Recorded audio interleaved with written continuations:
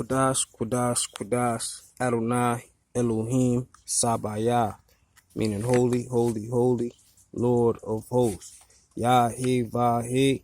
Those four syllables could be said as a mantra. First Yah signifying the Father who art in heaven, Abba, the architect of the universe, which is divine masculine.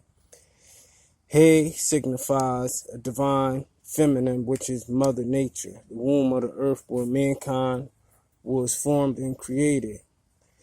Next one is Va, which is divine masculine, which is mankind itself. That's why in the beginning, Elohim, being plural, means more than one. Said, let us create them in our image. Keywords in the passage is us in our image. The next one is back to He, which signifies a divine feminine, which also correlates with Mother Nature, but it is Mother Wisdom, which on the Hebrew Sephiroth and Tree of Life is Chokmah, Anna Chokmah, which means Mother Wisdom, as a collective whole creating the Tetragrammaton. As above, so below. The macro prosophis above and the micro prosophis below, because we are the microorganisms in the host of the Elohim. Today we're going to get back into, see, I got my sage burning up there. Got my crystals out here, just trying to sit under a tree, where you get divine vibrations and frequencies from the earth. Today I'm going back into the sacred secrets of esoteric Christianity. And we're going to touch on the topic light. What does light mean? Light manifests in man's mind.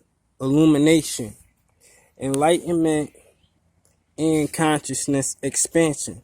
Light as truth in the enlightening mystery bestowed upon Christian mysteries aspirants who had previously completed the needed perfection, the era of spiritual cleansing. Those who were free of the taint of sin were offered the light's secret for further advancement along the path of ascension.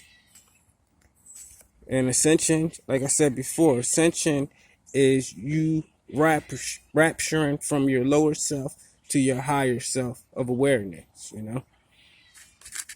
You're not in a sleepy state no more, So you come from a state of ignorance to a state of awareness, which is enlightenment. Like you just said,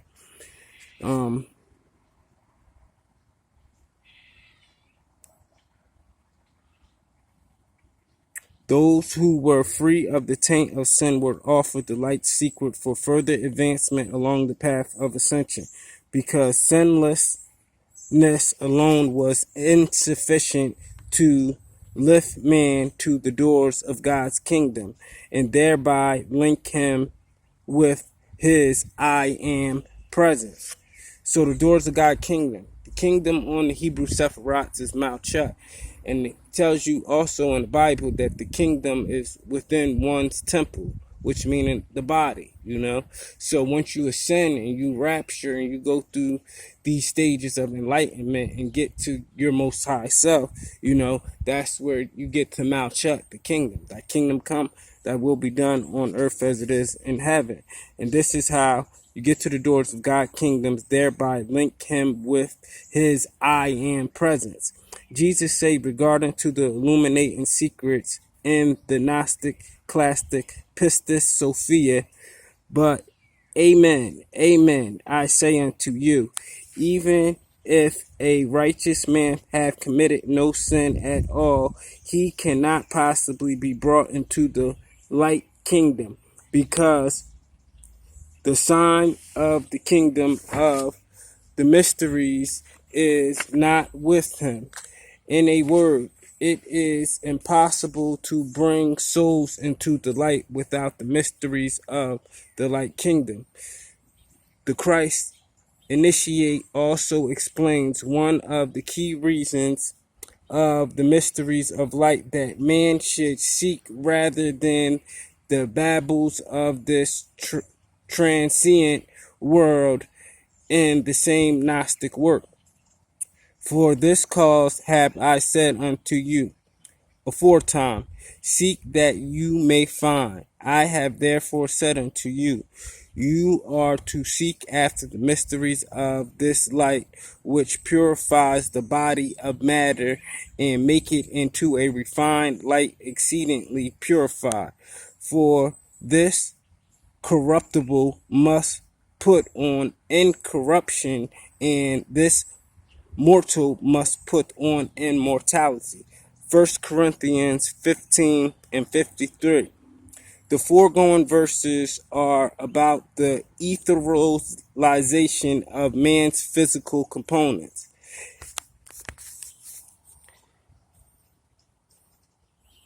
The foregoing verses are about the etherealization of man's physical components. It is common practice among esoteric Christians to surround themselves with light during visualization and meditations for alchemical and spiritual conversion.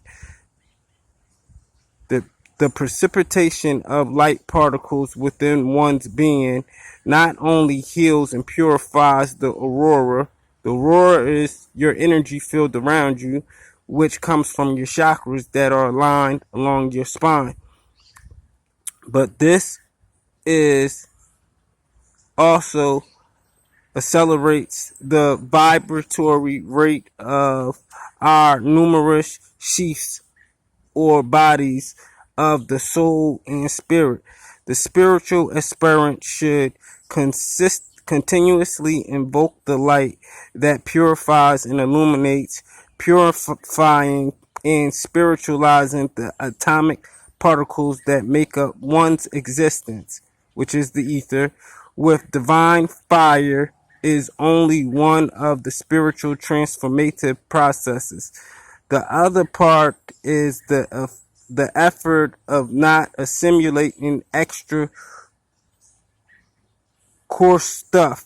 Jesus instructs us to renounce the whole world and all of its association, that ye may not amass additional matter to the rest of your matter in you. This surrender does not include giving or selling one's earthly possessions and living in poverty as a anchorite or a wanderer. The rich man who Jesus encouraged to sell his possessions and join him had a different meaning. To be in this world but not of it clarifies the preceding precept, implying detachment, earthly desirelessness, harmlessness, sole purpose living, and so forth. It makes no difference whether one is rich or poor, well known or unknown. It is how we live our lives that matters. The Pistis Sophia, like Patanjali aphorism, encourages us to avoid many vices such as slander, conceit, and haughtiness, love of the world, curses, fury, pitilessness, avarice, and laziness. To renounce vices and develop virtues, one should reflect on the sanctity and sacredness of God, nature, life, and the intrinsic nature of all sentient beings. It's all about nature, God, nature, life, and the intrinsic nature of the sentient beings. His focus should be shifted from a worldly, three-dimensional vision and habitable pattern to a spiritual outlook and style of living. By always living from a spiritual position, man obtains that level of harmony, that liberation from the disordered mentality